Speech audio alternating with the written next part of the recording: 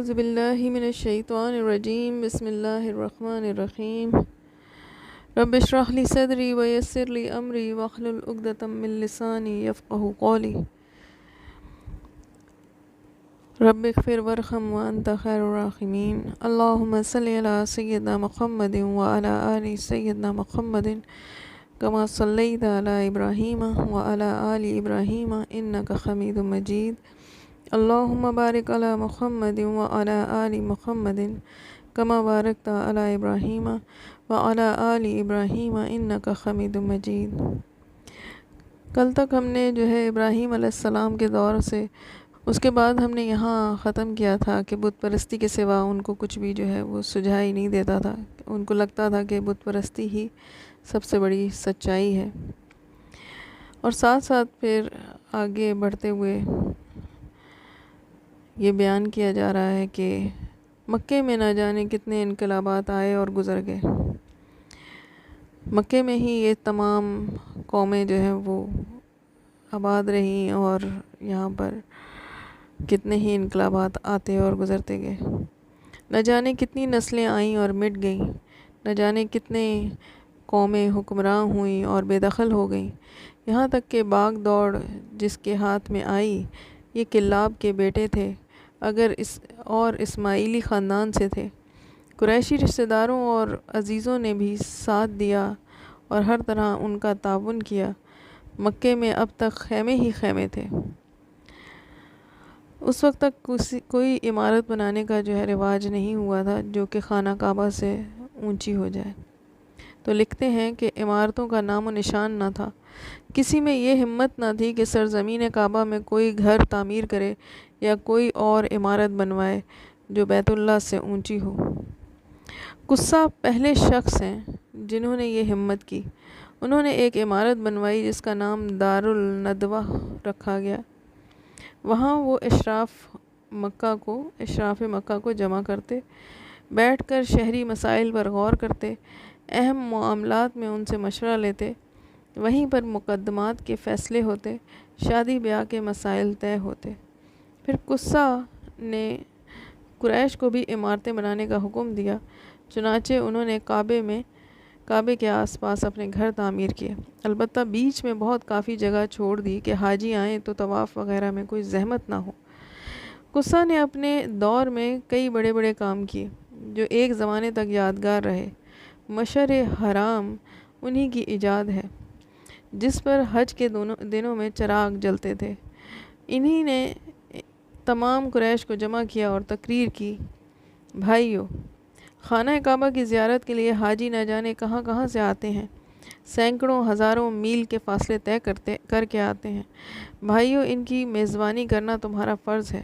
پھر اس سلسلے میں انہوں نے 2 عہدے قائم کیے۔ ایک کا نام تھا سقایا، اس کا کام تھا کہ حاجی آئیں تو ان کے لیے میٹھے پانی کا انتظام کرے، جبکہ زمزم کا کنواں وہ بالکل بند ہو چکا تھا، چاہے زمزم اس کو کہا جاتا تھا، وہ بند ہو چکا تھا، اس لیے پانی کمیاب تھا، یعنی دستیاب نہیں تھا، بہت کم مقدار میں موجود تھا، بہت دور دور سے لانا پڑتا تھا۔ نبیذ وغیرہ کا اہتمام بھی اسی شعبے کے سپرد تھا جو کھانے میں استعمال ہوتے ہیں، جو عربوں کی خاص چیز تھی۔ دوسرے عہدے کا نام تھا رفادہ۔ قریش نے ایک سالانہ رقم مقرر کی، اس سے منی اور مکے میں حاجیوں کی ضیافت کی جاتی۔ اس شعبے کے ذمے اسی کا انتظام تھا، یعنی رفادہ کے ذمے پیسوں کا انتظام تھا جو ان کی ضیافت کے لیے استعمال ہوتے تھے۔ خانہ کعبہ سے متعلق بھی ایک عہدہ قائم کیا اور اس کا نام حجابہ رکھا۔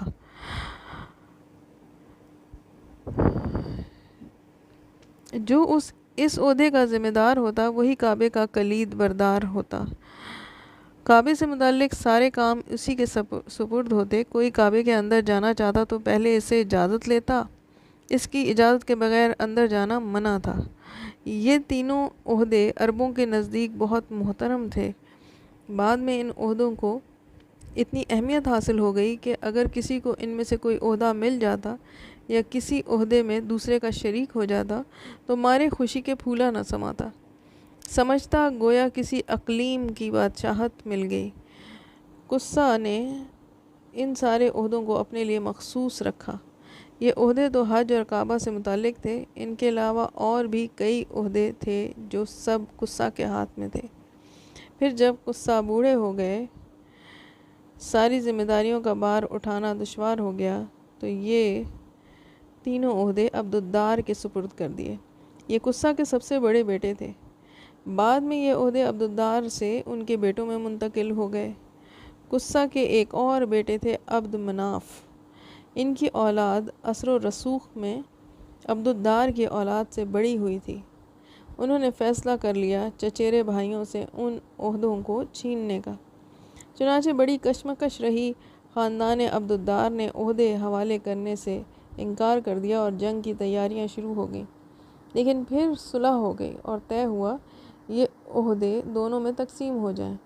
تقسیم ہوئی تو آل مناف کے حصے میں سقایہ اور رفادہ کا عہدہ آیا۔ عبد مناف کے ایک بیٹے تھے ہاشم۔ یہ بھائیوں میں سب سے بڑے تھے، قوم میں ہر دل عزیز تھے، مال و دولت سے بہرہ مند تھے، اس لیے یہ دونوں عہدے انہی کو ملے۔ سقایہ پانی پلانے کا اور رفادہ پیسوں کا جو بندوبست ان کی ضیافت کے لیے، اس کا سارا انتظام جو ہے وہ رفادہ میں آتا تھا۔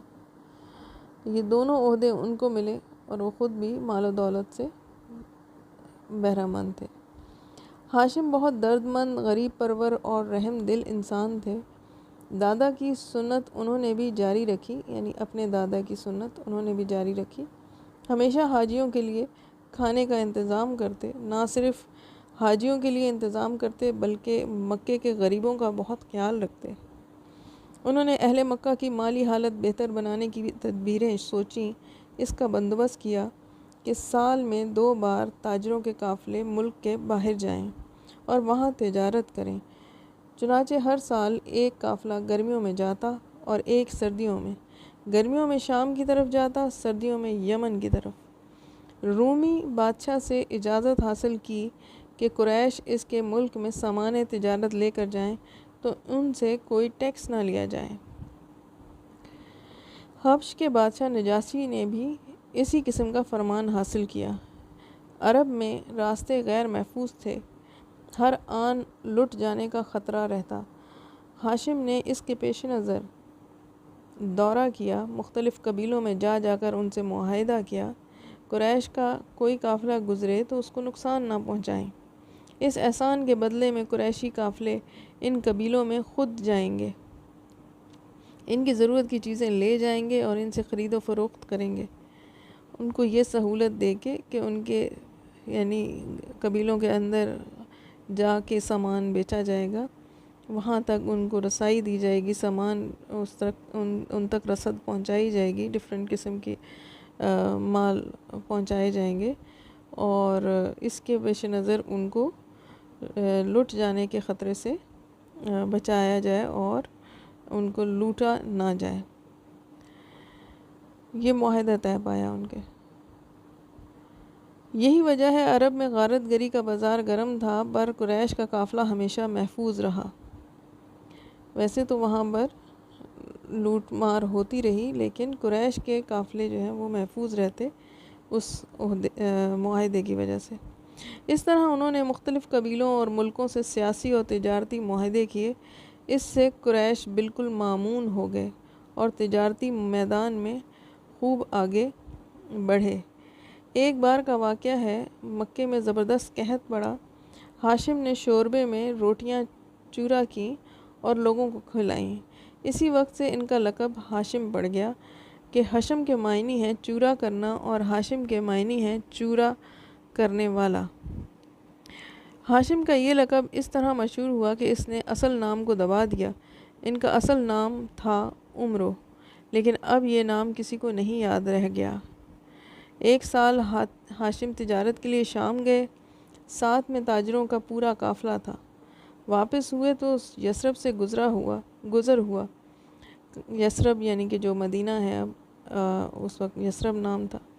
اور جو اوپر واقعہ بیان ہو رہا ہے، سردیوں اور جاڑوں میں تجارت کے لیے وہ مختلف علاقوں میں جاتے تھے، اور اس کا اگر آپ ذکر سنیں تو سورہ قریش میں آپ کو ملے گا، لإلاف قریش ایلافہم رحلۃ الشتاء والصیف، یہ آپ لوگ پڑھیے گا تو اس کی میننگ میں یہ بات لکھی ہوئی ہے۔ اللہ تعالیٰ نے بھی اس کو نوٹس دلوایا ہے کہ ہم نے کیسے آپ کو سکھایا، مانوس کر دیا ان علاقوں میں جانے سے۔ ایک سال ہاشم تجارت کے لیے شام گئے، ساتھ میں تاجروں کا پورا قافلہ تھا۔ واپس ہوئے تو یثرب سے گزر ہوا۔ قافلے میں کچھ تاجر یثرب کے بھی تھے، جن کو وہاں کی ایک عورت نے اپنا مال تجارت دے کر بھیجا تھا۔ قافلہ یثرب پہنچا تو وہ عورت اپنے تاجروں کے پاس آئی اور سفر کی روداد پوچھنے لگی، کیا بیچا، کیا خریدا؟ باتوں سے ایسا لگتا تھا جیسے کوئی بہت ہی ہوشیار، تجربہ کار اور باتدبیر خاتون ہو۔ ہاشم یہ سب دیکھ رہے تھے، دل ہی دل میں اس کی فراست کی داد دے رہے تھے، اس کی ذکاوت اور فطانت سے خوش ہو رہے تھے، چہرے پر شرافت اور سنجیدگی کا نور دیکھ کر محسور ہو رہے تھے۔ یہ کون عورت ہے؟ ہاشم نے سوال کیا۔ یہ سلمہ ہے، باپ کا نام عمرو ہے، خزرج کا ایک خاندان ہے، بنی نجار، یہ اسی خاندان سے ہے۔ تاجروں نے اس کا پورا تعارف کرا دیا۔ ہاشم: کیا یہ شادی شدہ ہے؟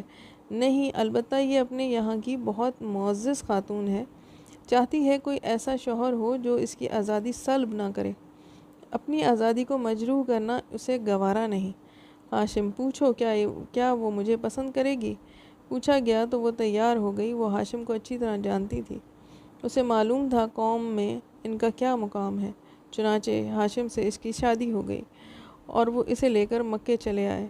وہاں کافی دنوں ساتھ رہے، پھر وہ یثرب لوٹ آئی۔ وہاں ایک لڑکا ہوا جس کا نام اس نے شیبہ رکھا۔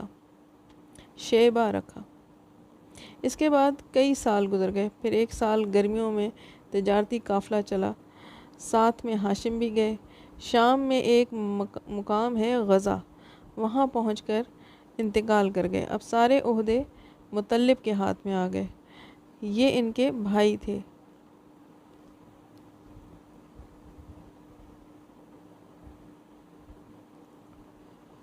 یہ یثرب میں ماں کے پاس ہی رہ رہے تھے۔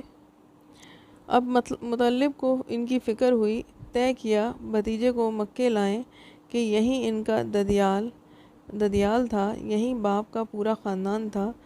مطلب اس غرض سے یثرب گئے۔ بھابی سلمہ سے ملاقات ہوئی، بولے، میرا بھتیجا بڑا ہو چکا ہے، ہاتھ پیر مضبوط ہو چکے ہیں، چاہتا ہوں اب اسے اپنے یہاں لے جاؤں۔ تمہیں معلوم ہی ہے حسب و نسب کے اعتبار سے قوم میں ہمارا کیا مقام ہے، وہاں وہ عزت سے رہے گا، یہاں تو بیچارہ پردیس میں پڑا ہے۔ سلمہ نے کہا، اس کی جدائی میرے لیے موت ہے، لیکن یہ بھی پسند نہیں کہ وہ اپنے بزرگوں سے جدا رہے۔ ذرا پوچھئے، دیکھیے اس کی کیا خواہش ہے، کہو میرے دلارے، کیا خیال ہے، میرے ساتھ اپنے وطن چل رہے ہو نا؟ مطلب نے نہایت پیارے بھتیجے کو مخاطب کیا۔ یہ تو امی بتائیں گی، جب تک امی جان کی اجازت نہ ہو میں کہیں نہیں جانے کا۔ سعادت مند بھتیجے نے نہایت معصومیت سے جواب دیا۔ سلمہ نے مطلب کا اصرار دیکھا تو تیار ہو گئیں، کلیجے پر پتھر رکھ کر اجازت دے دی۔ مطلب 3 دن وہاں مہمان رہے، چوتھے دن شیبہ کو ساتھ لے کر مکے روانہ ہوئے۔ اس وقت شیبہ کی عمر 8 برس تھی، دونوں ہی ایک اونٹ پر سوار تھے، مطلب آگے تھے اور شیبہ پیچھے۔ مکے میں داخل ہوئے تو لوگوں کو گمان ہوا یہ مطلب کا غلام ہے، کہیں باہر سے لے کر آ رہے ہیں۔ دیکھتے ہی شور مچایا، مطلب غلام لائے، کیا تم نے عبد المطلب یعنی مطلب کا غلام دیکھا؟ دیکھو یہ ہے عبد المطلب، مطلب کا غلام۔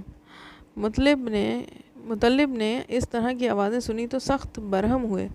اہل قریش، تم بھی عجیب لوگ ہو، یہ تو میرا بھتیجا ہے، بڑے بھائی ہاشم کا بیٹا، یثرب میں تھا، وہاں سے لے کر آ رہا ہوں، لیکن یہ نیا نام جو بے ساختہ زبانوں پر آ گیا، اصل نام پر غالب آ گیا، یعنی ان کا نام جو ہے وہ عبد مطلب ہی پڑ گیا، اور ان کے چچا یا تایا جو بھی تھے ان کا نام بھی مطلب تھا، اور عبد المطلب ان کے بھتیجے کا نام پڑ گیا۔